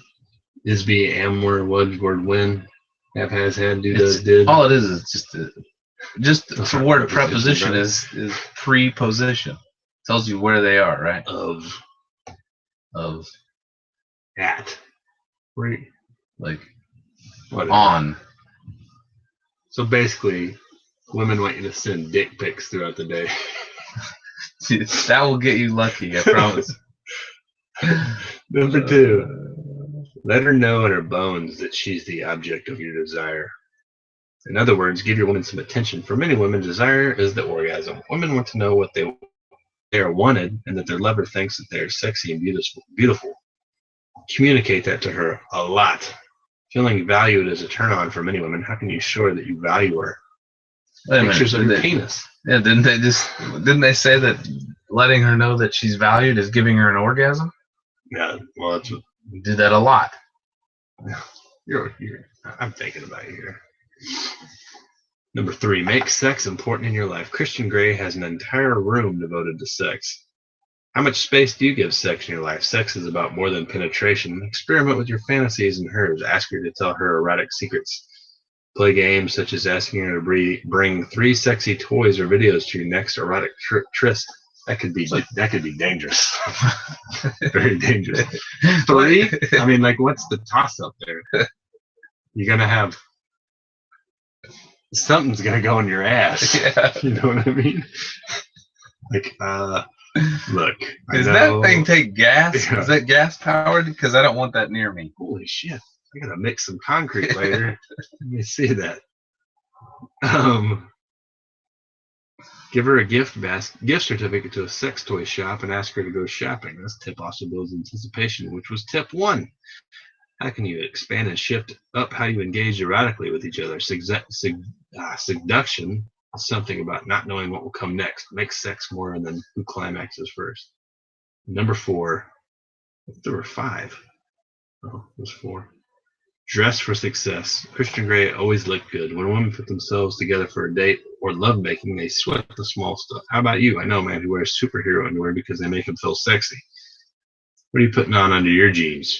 Just to make yourself feel sexy? I can almost guarantee if you feel sexy, you will be sexy.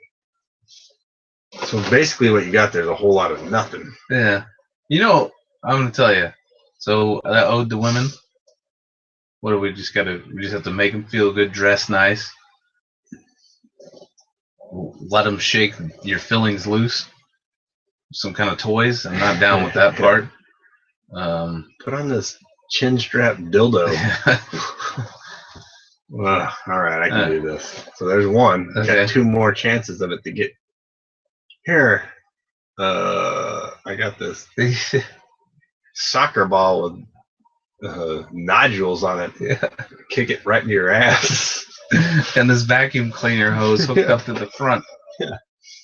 No, so yeah, your 4 things are basically. Yeah. What are they? Anticipation. Okay. That's not hard. Let her know she's the object of your desire. That can become hard after you've been together for a while because you take each other for granted, you know. But that's not just. That's a 2-way street. Yeah, I agree. Right. That's a 2-way street. Okay, so go ahead. Make sex important in your life. I don't have a room devoted to sex, but I mean, practical. Like, how easy is it to devote a room to? This is the sex room, actually. This is horrible. Got sleeping bags right here. Comic books, a map of the United States. Child gate. Yeah. You do have a keyboard. Yeah, keyboards and pool toys. Yeah. Dress for success. I always think that Yeah, that's always not try for to dress them though. nice. That's just for you. I don't think anybody dresses nice anymore. It seems like everyone. We were talking about that Yeah. short sleeve polo, non-iron, and those horrible moccasins with the tennis shoe bottoms. I hate those. Yeah, I do too, man. Like, I wear uncomfortable ass dress shoes because I think they look nice. Every day. So, All right. take heed, ode to women. That's what they want. Which Yeah. brings us to Ask the experts. ask the experts. So, Do we have a song for this? yes. I don't know. I just made that up.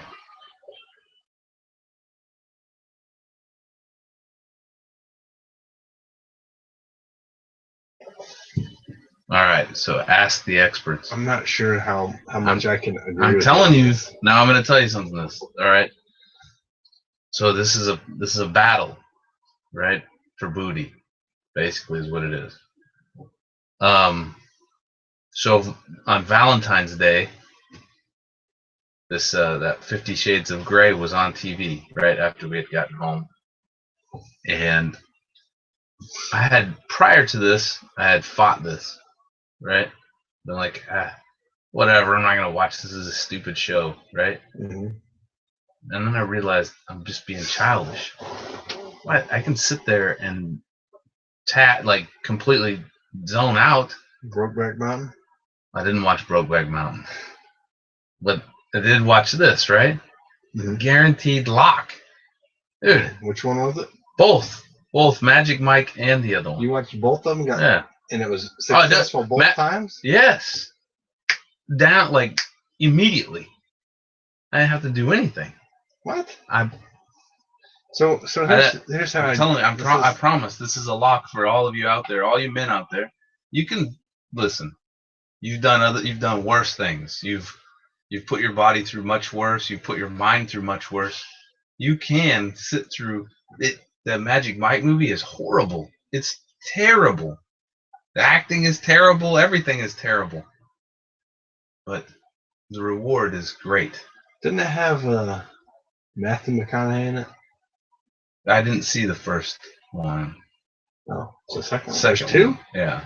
Okay, so First one. I didn't see that one. But I would think that because they reference a guy that's not there, so I'm assuming that the first one has. I'm pretty sure it's got Matthew McConaughey in it because this is why I disagree with you, because all right. It was on TV. Okay. TV one day, it was on TV because it clicked on it. It was on. Mm-hmm. Yeah, this my is the wife same and thing. I were Was on watching TV, and it was Magic Mike, and it had a dance scene because they're strippers. All right. And it had Matthew McConaughey dancing, and at the end, he bends over with this thong on. Okay. And I was like, "Oh my God, shit!" And my wife did the same thing. She's like, "Why would anyone find that attractive?" Well, I don't know. That wasn't in that one. But that could have been. We just caught that at the wrong time. Obviously, you may have. I mean, it was like the. Or she didn't get to the whole build up. The bend over. Yeah, like maybe if she watched from the start, she might have been like subliminal messages in there, been like, "You need to see Matthew McConaughey's butthole." So that's the only reason I disagree. Okay, well, the short bit I saw of it, my wife was like, "What is this?" Maybe what I'll do is I will give me a test to see. Give me a test. You got an on-air test, like something that I need to. Speaking of tests, what happened to the sugar test? It's done, right? I don't know. Yeah, it's done. I ate a bunch of cookie dough tonight, so I ate a Thin Mint today. Give you a test. Yeah, so that we can test this to see if it works. So just watch it again. No, I can't watch the same one. I mean, I could. Well, will she not watch it? I'm sure she would. Just watch it again. Do you think it'll have the same effect, though? And that's going to be awfully strange to her if I recommend us watch it again. Let's watch Magic Mike again. I really like that movie. What are you doing? I was looking at my phone. Feel anything yet? No? Okay, I'll get back to you in a second. How about now? Tell me when. Yeah. But you need one of those Freya toys. Automatic Just strap one of mouse those on. suction to you. So, and I've never seen 50 Shades of Grey. It's not good. But you do get to see a lot of. You see bush. Really? Yeah, there's bush. Yeah. I And love Bush. a lot of nipples. You don't see any. Have you seen Beast of No Nation No. on Netflix? That story about those child fighters and like. Is it the African one? Yeah. Yeah. I haven't seen it. You've seen the part in the middle of it where that dude's running down the street buck naked in the middle of that war, fucking dong flopping all over the place. I feel exposed running down the middle of the street without like some sort of plate on, plate carrier or something. But I just seriously think that having a pair of pants on would make me feel like my dick wasn't gonna get shot off, especially if I was dragging around a root like this guy. But like he's seriously running around the street buck naked, dongs like bouncing off each leg as he's running toward, and it's like it's not glanced or anything. It's like, all right, seen enough of that penis for a while, like God dang, man. Yeah, it's ridiculous. So they asked the experts is to watch those movies and get laid. Yes, maybe that's what we'll have our listeners if the. See, the thing is, my wife listens to this, so she knows if this is done. Turning that movie on. I ruined you then. Yeah, it's not a blind test or whatever, because she's gonna know what I want. She's either gonna A, fight it, or B, make me happy because she knows that's what my intention is. So it doesn't need to be a blind test. All I'm trying to do is get people laid. All right. So let's go to abuse of authority. All right.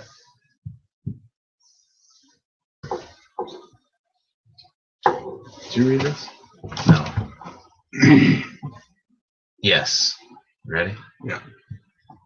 Another Huffington Post article. Police shot dead an Arizona man with Asperger's after being called to his home to check on his well-being. Caden Clark, 24, gained online fame last year after he posted a video demonstrating how his dog, a Rottweiler named Samson, helped him through a meltdown. Clark identified as a man, but he was known publicly by his birth name, Danielle Jacobs, at the time of the footage. So this guy obviously has some. Yeah, he had some issues. I mean, when you watch the video of him, he's freaking out, and his dog does, So, sad.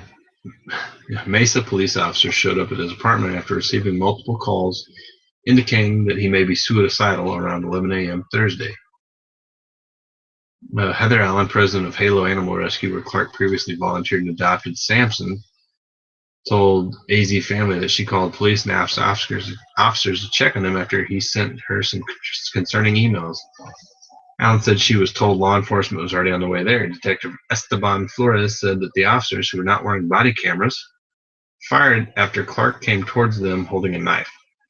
When he made contact with them, he approached them with a knife, extended it out, and they felt threatened. Clark was taken to the hospital and died of his injuries. His mother condemned the shooting in an interview with the New York Daily News. Before the police arrived, he wasn't posing a threat to the community at all, she said. The police came into his own place. He shot and killed a 24-year-old autistic, mentally ill individual whom he had been familiar with and aware of his special needs. Yeah, so let's go through this real quick. All right, so I want you to play the officer. Think of this, though. Play the officer real quick. Hold on. Before we do this, because you might be going on the same path. No, I'm done. All right. How would you feel if you called the police to go check on This is them? exactly where I'm going. Okay. All right, never mind. I want you to play the officer real quick. Okay, I'm the officer. Evening. I sent you an email, right? Evening, man. Yes. Sure. I received a report that Caden Clark might be suicidal. Can you please go over there and check on him? All right, now you. All right, now you. 10-4, man. Okay. All right, so then you go to there and you knock on the door. Yeah. Caden Clark, police officer. And Are you suicidal? and I say, "Fuck you, get out of here," right? Like, because I'm Caden Clark. All right, what do you do now? I mean, now if you're the police officer, what do you do? I leave. Yeah. All right. Two things can happen here. I can open the door and shoot you because you come out with a knife, or you can stay there and not harm anybody and possibly kill yourself. Right. Now let's think about it. Go further. So what goes through their mind? What goes through that police officer's mind at that point? Why does he enter the home?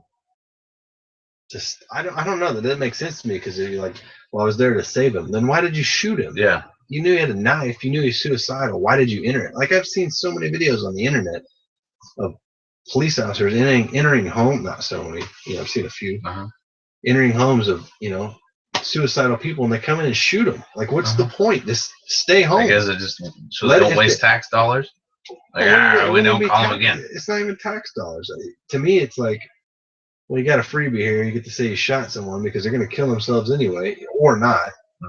But they or come you at could you. shoot them, Uh-huh. and it's going to be justifiable because they're going to have a knife, and they're going to want you out of their house because they're unstable anyway.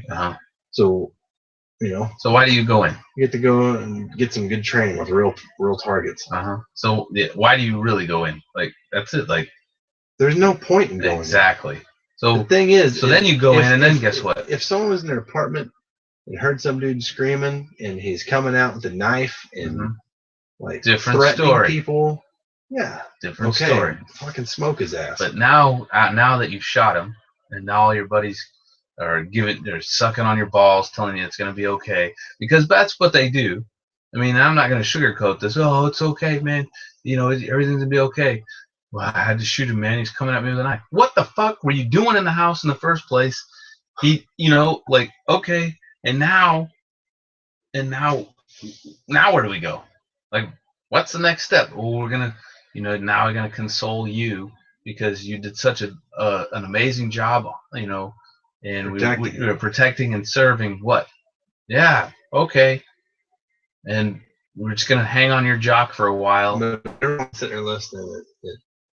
You don't know what it's like. Law enforcement are saying like, well, what are you supposed to do? Just let them do Yep. whatever they want. Let them kill themselves. Exactly. If they want to fucking kill themselves, if they're gonna do it, like I'm not saying don't give them some sort of phone call. If Say, hey, knock on the door. Man, hey, it doesn't need to be this way. Why do you need to get in the house? And if they don't want to answer, they don't answer. They did. Okay, so next scenario is maybe they don't answer. Okay, so then maybe they're dead. They kicked the door in. Huh? They kicked the door Right, in. but so now they don't answer. So they're dead in there. Yeah, let it. Okay, they're dead. Oh no. Well, you might need to get in there to check on them because they might be hanging on to life. Okay, so they're not hanging on to life. Now you go in. I'm trying to run through the scenario. Now you go in, and they're in there with a knife, right? And they come at you. Step back out of the door, shut the door, and leave. Well, it's not that easy. The thing is, people are saying right now, not people. I don't know. Maybe they are saying that. Well, I guess you just don't. If that was your family member, you wouldn't want to do anything. Like, what are you saying? I want them dead by the cop instead. Yeah, exactly. Would you rather roll the dice and let them play it out and get through their emotions or whatever by themselves, or let some fucking fatso in there to shoot them because he felt threatened? If it's my family, I'm gonna go do something myself. I'm gonna try to talk to him myself. It just blows my mind that someone may be suicidal. You know what? He may have a knife, fellas. Let's be a little cautious here. This guy's got a knife. There's no reason to just run through the door and kill him. It's not like it should be a surprise. Have the beanbag shotgun ready or whatever if you just have to save him from himself. You're like, how's that? Why aren't there less than lethal? I mean, why aren't there more of those? This is called armchair quarterbacking or whatever. Is that the case? But the thing is, I mean, they've got fucking tanks. They can't get less than lethal guns. I just don't get it, man, because it doesn't make sense, because it's just like you're saying, like, why are you entering the house? Well, I want to save him. Then why did you shoot him? Well, I was scared for my safety. Then why did you enter the house? Why are you a police officer? Well, I'm terrified of everything. Dogs, Yeah, shoot the shit out of dogs. You should see how many dogs I've killed. It would be different if, like, I don't know how It would be isn't. different. It's nothing. If as long I mean, if the guy's got his fucking family or some family under siege and his his kids are in there and he's got a knife and he's threatening to kill people, yeah, He deserves do to be something. dead Yeah. at that point. And I hate doing this because everyone's like, you guys hate cops or whatever. And I watched a video today on the internet of Las Vegas police officer arresting this black dude. And this black dude takes off. And that cop chases after him. I don't know what he's getting arrested for. I didn't have the headphones in. Cop chases after him. And they start rolling around the ground wrestling. And, you could tell the cop's taking some, like, jujitsu or stuff. And you can see at one point he gets control and he grabs his taser and he tases that guy in the chest and then starts punching him in the head. And I was just sitting there when I was watching, I was like, yeah, man, get him. On the cop side, because, the fucking guy caused that. It's not like I don't think cops should be able to do their job. Well, because in that instance, it's fine. But if you're sitting there doing that to an 80-year-old woman on the side of the highway and get videotaped saying you're trying to save them from walking into traffic, then obviously I'm not going to side with the cop. Right. You know what I mean? Mm-hmm. So. I mean, yeah. Yeah. I mean, in the world as it is today, right? That's how it has to be. Obviously, we would hope that we don't ever have to have cops. Well, yeah, but what I'm saying is, if someone you want to side threw a swing at you, right? I'm not going to hold it against you for hitting them back. Right. No, yeah, exactly. But if you're beating the shit out of an old lady, 14-year-old kid at a high school because there's a fight, you know what I mean, or shooting a kid or whatever because you felt threatened, then obviously I've got a problem with it. Right. So it's that does it for tonight. We dicked around with videos and I don't even know if this is working. I know it's a distraction. I don't know if anybody saw this or what, but if you did, make sure and either comment on the post on our Facebook page or email us to see if the sound was good or whatever. Because I don't even know if you can hear it. It says it's live. Live. So we're gonna try worldwide. We're gonna try to start including video with our podcasts in the future. But so that's this week's show. Next week we're gonna have a blogger called NC Scout. Okay. He has a blog called Brush Beater. He's gonna come on and talk about kind of what he does. He was a scout in the Army. Writes about like radio communications, not just radio communications. I know a lot of people. It talks about like intelligence gathering and like tradecraft, spy stuff, economic, all kinds of crap. Okay. It's a really cool blog, and he'll be on next week, so we can talk to him. If you have any questions, for him or anything like specific, email us at expertx@yahoo.com. Make sure and like and share our Facebook page, and make sure you tell your friends about us. Mike and I have been talking about how to grow the podcast because at the end of this month, or no, as of right now, we have more than half of the downloads than we had in the entire year of 2014. Yeah. So the podcast is growing, but we want to continue to grow. And it's weird. It's kind of hard to market to podcast listeners. And we don't really know how to do it. And we're going to go to the Podcast Expo in Las Vegas. That probably won't happen. Maybe it will. What you guys do at the expo? Oh, we were at these strip clubs the whole time, the entire time. Well, a ton of podcasters there. At night, during the day. It was great. It was a real good experience. But so make sure you share the news with your friends, any podcast fans tell them about us. Other than that, you got anything? Once I'm gonna order the new stickers. One of our listeners made a design. Place that order pretty quick, so cool. We can start selling those. Where's our food from Australia? Oh yeah, so we got one of our previous guests and one of our Australian listeners is sending us a box of Australian food and such Mm-hmm. that we're going to eat on the air, which apparently some of it's like amazing. Mm-hmm. I'm So excited.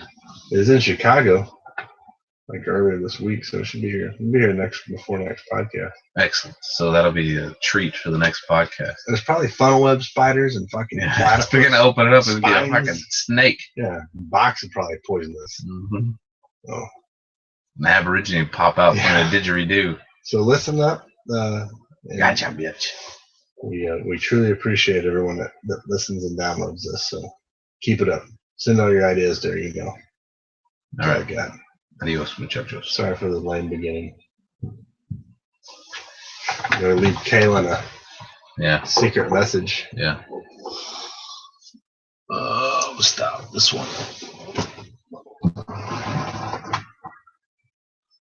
I'm pretty sure this one